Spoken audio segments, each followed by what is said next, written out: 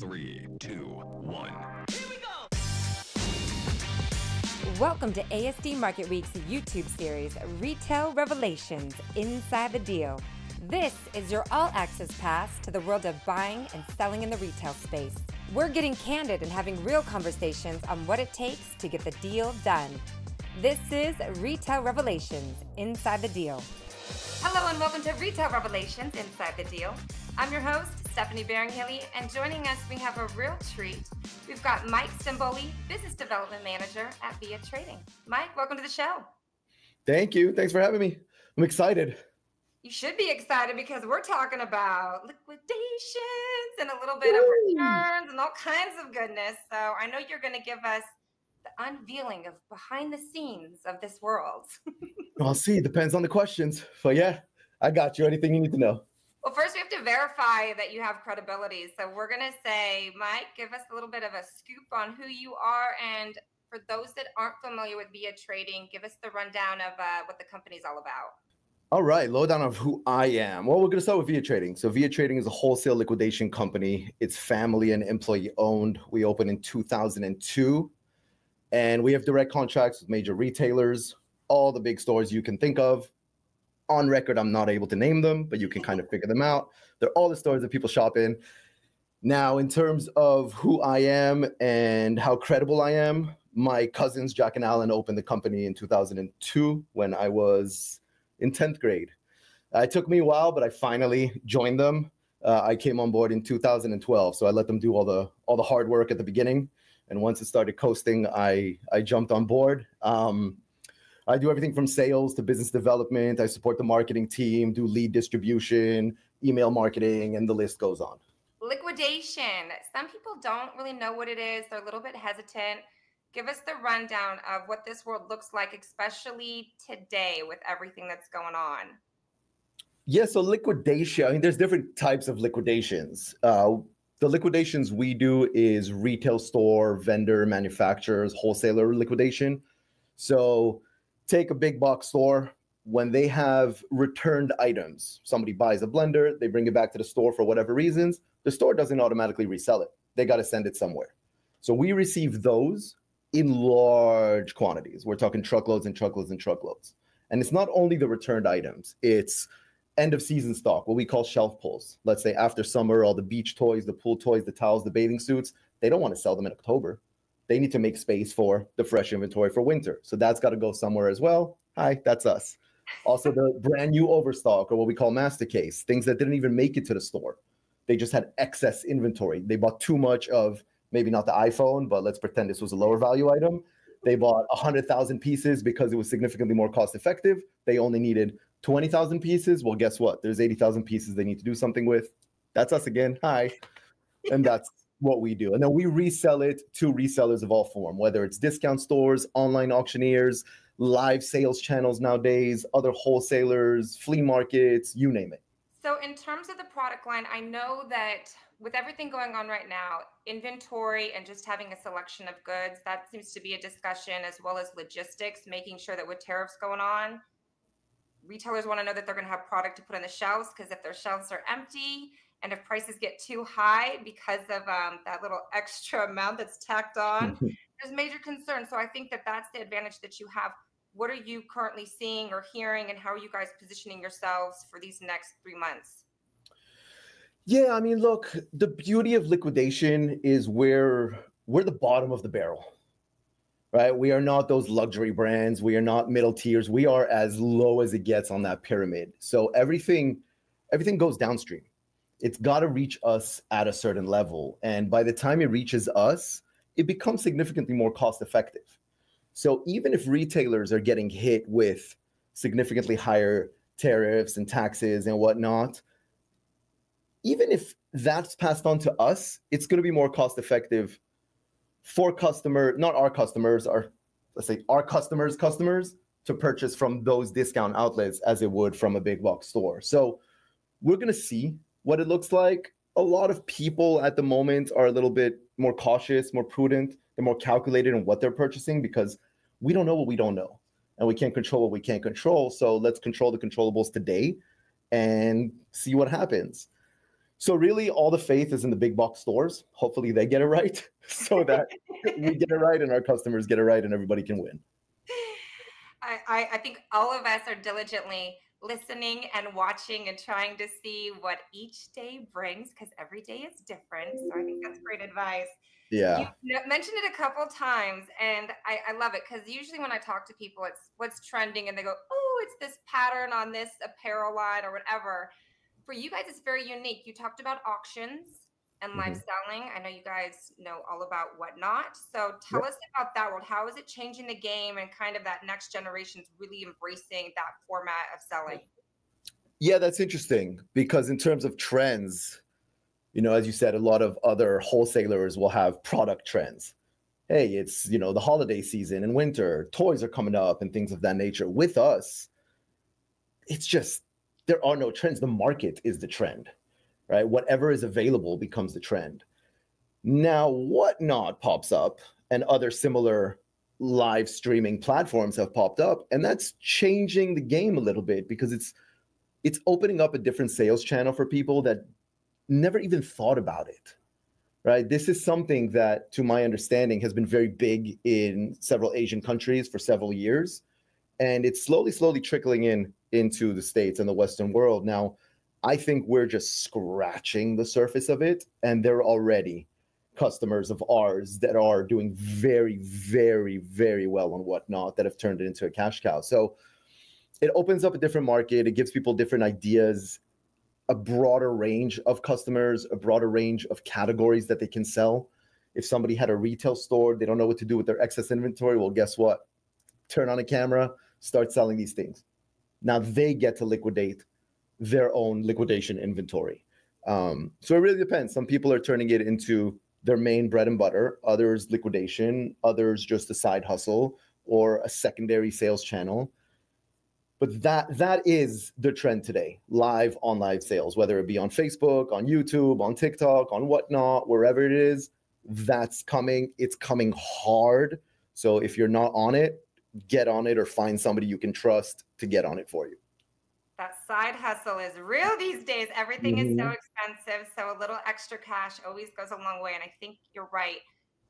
Giving empowerment to people where now they get to sell and be their own entrepreneur, it's pretty amazing. And then there's a lot of personality. And I think that's the advantage of the big box, right? When I start to sell it, all of a sudden, ooh, I have control over what's the vibe on the camera and what we're pushing out. So I agree. I think it's going to just continue to expand, and I can't wait to see more of it, because I think it's going to get more creative. Yeah, it's a completely different world. If you think of the biggest celebrities nowadays, they're all influencers. It's no longer the Hollywood stars. It's no longer artists. It's the influencers. And they all started with a phone, with a camera. So this gives a whole different aspect to people, because you're building a community now. You're not just listing a product on eBay, on Amazon, on OfferUp, or wherever it is. You're sitting like this, one-on-one. You may not see the others, but they're building a relationship with you. They're understanding who you are, getting your personality, and now they want to support you. So they'll continuously buy from you and help you grow your business. And they may also be resellers. And then you start a different community, and then you can sell different courses. You could teach people what to do, what not to do. I mean, the list goes on. We could talk about that forever. Personal branding. It's hot, and hot. And so now I would talk about communities, because so I love it. When you guys were at the March show this last time for ASD Market Week, you guys did a lot of social videos, and it tied in of your quest as a company and as a team. You are all in. It doesn't matter if you have a big business, if you are a small retailer, you have a commitment where you're going to help guide that customer to make the right product selection so that they can be successful, because ultimately you want that repeat buy. So talk to me about how you guide retailers, especially new ones that find you and just are kind of, help me out. I don't know what I'm doing. Yeah. So, it's a really good question, because we don't discriminate, right? We want to support resellers, entrepreneurs, everybody who's looking to get into this program, industry, whatever you want to call it. Anybody that's looking to buy something to sell in any way, shape, or form, we're looking to support. So we've got customers that we've been working with for 20 plus years that started by buying, $100 small case. And today they've got multiple retail stores and are buying truckloads and truckloads and truckloads. And they're employing 50, 60 people. They're putting food on the table for their families and all those families. So our intention is to help customers of all sizes grow and create financial freedom, financial stability, whatever that looks like for each individual. And we work with really, really large customers that are shipping containers overseas on a weekly basis and have chains of stores. We also work with the people that are walking into our warehouse that's open to the public, and they're like, hey, I've got $200. I just want to sell on OfferUp, on Facebook Marketplace. What do you recommend? What should I do? And our job is not just to take their money. That's the easy part, right? In terms of sales, right? You've got like the used car salesman aspect. I can take your money. I'll sell you anything you want to be sold. That's not a problem, but that's not what we do. That's not how we've been trained. That's not the philosophy or the values of our company. Our philosophy, our values, just as you said, it's in different words. It's the gift that keeps on giving. I don't want what's in your pocket.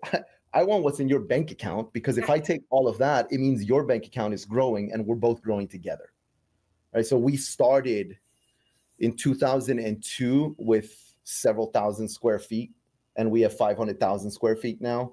We're purely wholesale. We ship directly from different distribution centers throughout the country. So that growth would have only happened if our customers grew with us. You are so inclusive, and I think too, word of mouth is something that's really important in this industry. And if you do wrong, people will find out real quick, and then you will be flagged as do not do business with them. And when I'm at the show, I always make sure that I take my tour by your guys' booth, because you already set it up from that point, and it's such a good way to explain new people to the show. Look at this booth. They are educating you and telling you all these things that they're doing. But before you go into that booth, be prepared, know what questions you're going to ask, and you have to set them up. They have to say, hey, you know what, Mike? I have an independent business. I'm looking for ABC. I've got this kind of budget that I'm working with. They cannot come in going, hi, what do you guys do? Because you guys are tired. I saw that clip, and you're like, you're going to be mad at me for keeping it real. No, we like keeping it real. It keeps the business going, and then everyone knows what to do on that floor. Yeah, 100%. I mean, it comes down to the education, right? Our job is to educate, to consult, I look at myself when I have my sales hat on, is I'm part of that individual customer's business. Right? I need to find ways to grow that business. Hey, what product do they need? What's working? What's not working? So we ask, as account managers, business development managers, 1,000,001 questions that can be overwhelming, especially for new buyers, because they're like, why do you want to know all this information? It's private. Yeah, but it's our business. Your business is my business. We got to figure this out together. So to your point, when you're coming to the ASD show and you're walking by our booth in particular, I can't speak for others. If you come in with all due respect and you're like, hi, what do you do? Or what do you sell? I personally, at that moment, don't want to take you seriously, but I will, because that's my job. But just simplify it, right? Do your research, figure out who we are. Or if you haven't done your research on Via Trading, do the research on your own company. What do you do? Where do you want to go? What are your goals? Where did you come from? Give me something. Right? It's a tit for tat. If you don't give me anything, wholeheartedly, I don't want to give you anything. Help me help you, ultimately. Having said that, we will support everybody. We will, quote unquote, lead a horse to water. I can't force you to drink, but I can do everything I can in my power to support you in growing your business. Now we're on the same page, because that's the first thing I say. I go, if you say, I am from Florida, I have 3 stores, I'm looking for this, can you help? It makes it so much easier. And then solution based, and then you know how to appropriately work with that certain client. So it's all a good thing. So I want to head into competition. We live in a competitive world. What do you think your differentiator is, and how do you approach competition within the market? Our biggest differentiator, as I said, it's family owned, and now it's also employee owned. So everybody that works at Via Trading owns a percentage of Via Trading. I'll say that again. Everybody at Via Trading will own a percentage of Via Trading, which means you are dealing with, they may not be decision makers, but we are all owners to a different level. The longer you stay here, the more invested you become. So that's the biggest differentiator. You're not dealing with a company who's got, board of directors in a different state that have different warehouses all over and random employees, and it's just clockwork, right? We are building relationships with each individual customer that comes in. We're here for the long haul. The average, especially talking sales related, because that's the customer facing front. I mean, average lifespan, we're probably at 10 years per account manager now. Some have been here for 18, some have been here for about 6 months, but we continuously are growing. Another one will be that we are open to the public, right? As one of the larger liquidation companies with 500,000 square feet, you can walk into our warehouse Monday to Friday. We're here. We're not going anywhere. It's kind of hard for us to close the door and disappear, right? Because you have there's so many brokers, there's so many I don't want to use the word smaller, newer liquidators and wholesalers that are around that just don't have the footprint that we have. So that's a strong suit that we have. So a lot of the larger competitors are not open to the public. You're dealing with a computer. You may not even be speaking to a human at this point with the AI boom. I don't know. I can't speak for them. And one of the biggest differentiators we have is that we go after contracts. So we are contracted to dozens of different retailers. We don't have a niche per se. It's not just clothing. It's not just furniture. It's not just general merchandise or toys. Everything we can get our hands on that adds value to us, which in turn adds value to our customers, that adds value to their customers, and that line just keeps on going. That's what we go after. So we are continuously growing. We're continuously getting creative, thinking outside the box. And yeah, I think that those are going to be the main differentiators. You could have done a drop mic at the part where you said that everyone has ownership in the company, because that's brilliant. And I wish more companies did it, because you hold then the team accountable that if we do not survive tomorrow, we're all in it. There's no blame game. There's no obstacles. Yep. It's in it to win it and just to do your best. It's interesting. And I don't know if I have his name right. So your CEO, because I don't think he spells it like the usual way. Is it Jack? Jack, yeah. Jack. Okay. So he was saying that he really believes in friendships, and that he feels like if he really partners in a way where he can now consider you a friend, what a great way to do business, because that just means that you're going every day and being amongst your friends, which is fabulous. So I love that mentality. I mean, I echo that mentality wholeheartedly. I said, we're open to the public. The customers that walk in, more often than not, are the same people we see every single day. Obviously, the new customers that come in, but they start to come in on a consistent basis. I mean, we know each other's children. We know each other's what sports team each other's kids play on, and we talk about private lives all the time. Obviously, it doesn't take over the business aspect, but it's intertwined, right? So we're building those relationships. That's been a core value of ours from day one. And I wasn't here day one. Remember, I let them do the hard work. You were in 10th grade, right? Yeah, but that's definitely one of our core values. It's building the relationship. It's so much easier for me to get you to buy something from me if we have a relationship. We talk about other things. I know your hobbies. I know when you're going on vacation. I know your spouse's birthday, your kid's birthday. Now, are you going to have that relationship with every single customer? Of course not. No, I've got friends that I've been friends with for 25 years. I don't know their birthdays. So it's different, but it's building that friendship, that personal aspect, and getting along, because you got to enjoy who you work with, whether they're your colleagues or your customers. 100%. So speaking of sports, are you a coach? Do you coach soccer? Where did you get that from? I think I heard it in the grapevine. Did you do any of that kind of stuff? Yes, I coach youth soccer on the side, which is no longer a side because you kids play a lot of soccer. It's a second career at this point. Well, it's so funny because with sports, I think it's the best thing to put youth in, because it builds that team mentality and grit. Yes. And just really establishes them as a good human. Because every day is a different day, every game. All of a sudden, I have a son, he does baseball. And if he has a game where he makes one error, all he can think about is that error. And you're like, dude, you just struck out like 7 kids. Let's focus on the good. But he's like, nope, I want to fix that. I'm not going to make that error next time, which I think is so interesting. So all this to say, as a coach and as somebody who leads within the business, what's some of your tips and tricks that you tell new people coming into your organization? Like, How do you inspire them and tell them, get your grit game on, and this is how you're going to be successful? I mean, it really comes down to building habits and hard work. All right, what's that all-time saying? Hard work beats talent when talent refuses to work hard.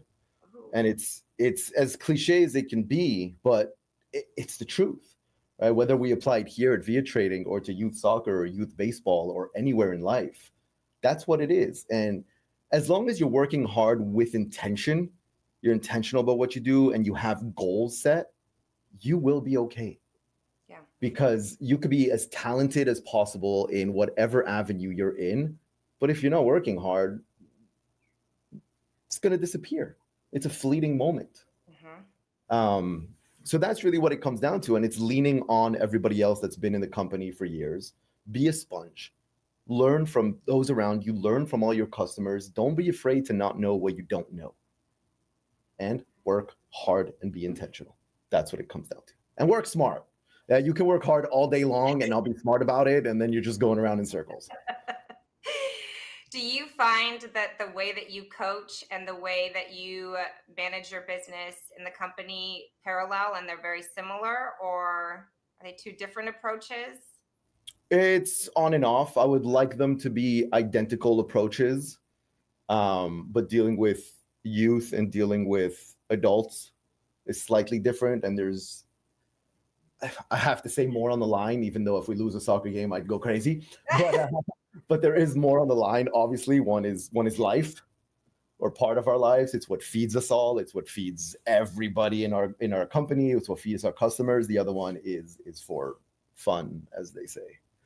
I don't know about you in your world, but we had a coach. We have coaches that get kicked out all the time because they don't know how to play right, and so the ump goes, "You gotta go. You gotta leave." So I don't know what yours looks like, and then some of the parents, it's like, the kids are 9 and 10. You just need to settle your bones and let them do their thing. Let them find their mistakes. Let them lift each other up, and you sit your butt down and let them do their game. 100%. I do what I can to empower. I mean, everybody around me, right, to find solutions. Make mistakes. Don't make the same mistake repeatedly, because now it's no longer a mistake. It's a habit. But make a mistake, learn from it. I will be your bumper. When you go bowling, you don't know how to bowl, you can't hit a strike, put those bumpers on the sides, the guardrails. That's what I am. That's what management is. Jack, Alan, Jenny, Lewis, everybody who's running the show around here. That's our job. We can't hold people's hands. We can't force people to do things. We can't build habits for individuals. Fall on your face, lose a deal, say the wrong thing. It's okay. Just don't do that every single day. Don't do it every single week, because now you get used to it and you're going to continuously do it. So learn from your mistakes. It's the only way to grow. I think we learn more from our failures than from our wins. 100%. And it's so interesting because with habitual issues that you go through, there's a pattern usually that's established. And that pattern will tell you that you are failing because you're doing the same thing. So you haven't learned yet. So we have to go back to the basics. So talk to me about, there's a lot of people that want to get into this business. They have entrepreneurial spirits. Do you recommend them coming into the liquidated, closeout, excess inventory, resale type of space? If they're looking to resell, yes, 100%. If they're in the tech world or in something that's got nothing to do with this or sales, then no, because you're not going to enjoy it. But if you're looking to build something, build a business, a resale business of some sort, you're looking to make extra money, 100%. I mean, the sky is the limit. I say if people are looking to get into this world and start reselling, just do your research. Pick up the phone. Talk to individuals. I'm in dozens of different Facebook groups, and I observe a lot, and then I'll DM people and just talk, qualify, educate myself, right? Because I don't know what I don't know. This industry changes so quickly, one day to the next, that I in future, we can't afford to miss anything. And the boots on the ground, so to speak, is Facebook at this point. It's the only thing I use Facebook for, liquidation, absolutely nothing else, which is wild. But really what I would tell people looking to get into the space is do your research, pick up the phone, speak to people, pick their brains. We are ChatGPT before ChatGPT when it comes to liquidation. right? Pick up the phone, be like, hey, my so-and-so does this. They recommend I start buying pallets and selling them. What do you think? Cool. That doesn't give me much to work with, but I'll tell you what I think after I ask you 301 questions about where you think you're going to sell, what you were doing before, what your plans are. And from there, we can just build that rapport and figure out what direction to take you in, instead of just buying something from someone, trying to sell it, falling flat on your face, which is part of business. It's normal. Fall on your face, but then pointing the finger and be like, hey, I bought from so-and-so and I didn't make any money. They suck. Fair. That person, whoever it is, may suck in that moment, but you got to do your due diligence. This is not a get rich quick scheme. It is the furthest thing away from that, especially when we're dealing with the customer returns aspect. Right? When it comes to customer returns, think of the worst case scenario. Somebody gets a blender, takes it out of the box, smashes it on the ground. This is an extreme case. Smashes it on the ground, puts it back in a box, or just puts it in a garbage bag, brings the receipt, goes back to the store and be like, hey, it's broken. Thank you. Boom. Throw it in a pallet, send it to Via Trading. Now that individual has bought a pallet or a truckload from Via Trading with dozens and dozens and dozens and dozens of blenders that have been smashed into 1,000 pieces. And some blenders, I'm using blenders as an example, that are brand new, some that were just open, some that were used once, some that are working, some that are just missing a piece, the base is missing, for example.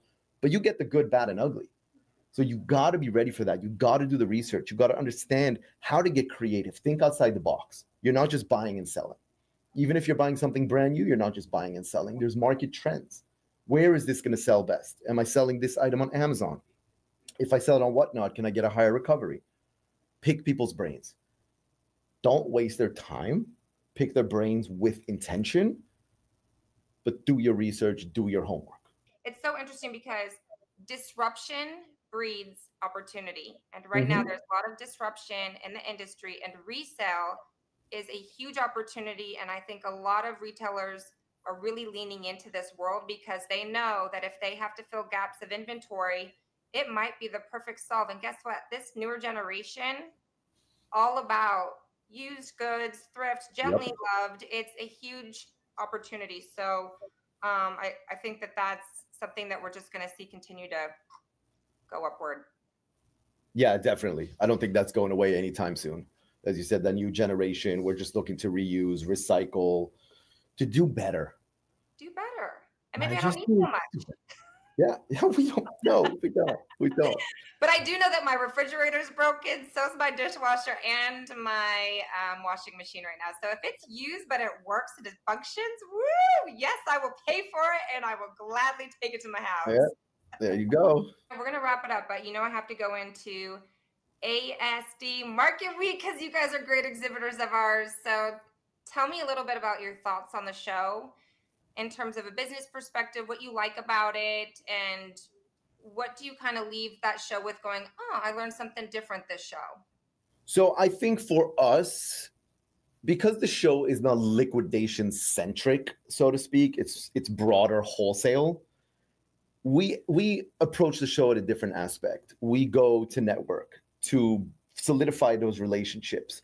Obviously, yes. Are we looking at the numbers, being like, hey, you came to the show, how much have you sold? It's been a week, it's been a month. Was it worth it? Where do we need to support?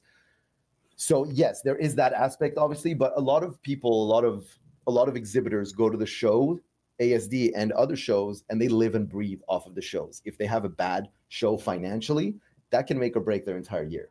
Yeah. We're in a good spot where that's not the case. It's a cherry on top. It definitely helps. So we go to the show to speak to vendors, solidify those relationships, meet new customers, try and educate people getting into liquidation that are looking at different sales avenues, right? So the relationship that we've built, you mentioned them earlier, Whatnot, that was from the show. We spoke a few times beforehand, but seeing each other at the show every 6 months solidifies that business relationship. And now we're working hand in hand to grow liquidation and online sales together. And it's interesting because what you said is, so the wholesale part, for somebody who's never been to this show before, most of the clients, they have a big booth and there's just tons of inventory, tons of product, and they'll walk you through and say, are you looking for pet items? Are you looking for this? And they go through it. For you guys, your booth is very clean. And again, it's more of here's education based, and then come greet with us. Come say hello. Let's talk about what we can do to provide support and give you items that would be beneficial. So I think that's probably the main difference. And I think that's what also kind of makes you guys stand out. And most of our guys are like, oh, what do they do over there? They just kind of look different. I'm like, oh, you should go see what their wall says. So before we end, you seem to be a quotes person. Favorite quote and why? That's how we're going out on this session, Mike. Hold on. I'll have something. Yeah. Cheat code. That's why we love technology, because sometimes we just need a little support. All right. I'll leave you with this. Okay. Winning has no meaning without the possibility of losing. Oh. That's my mic drop for you. Yeah. Why do you like it so much? Because it adds purpose and intention. Right? You can win all day long. Right? You can, if you're in sales, you can, hey, I'm selling. Yeah, what happens when you don't sell? Because you're selling today. That goes back to the building the habits. That goes back to being intentional. That goes back to working smarter and harder. Because there are ebbs and flows. It is sales, whether you're in where I'm sitting or you're one of my customers that's reselling elsewhere. It's ebbs and flows. Every single day is not going to be a record-breaking day. Every single week, every single month, every single year. You may have dips in years, entire years, where things just don't work, where you feel like you're losing. And that's what separates the ones that have been here for 20 plus years and those that come and go. This is a great way to end this session, and it couldn't be truer, especially in today's market, today's world. So all you sales out there, chins up, educate yourself, continue that growth mindset. Don't get down in the dumps if the deal turns sour, because there's a lot other people out there that you can also do business with. So just keep grinding, and you should be just fine. Well, Mike, thanks so much for joining us. We appreciate you having, and we can't wait to see you in Vegas. Woohoo! Thanks for having me. It was fun. Should do it again. Here we go. Thank you for joining us. We want you to be a part of the show, so let us know who you want to see and what stories you want to hear. Leave us a comment and make sure you like and subscribe.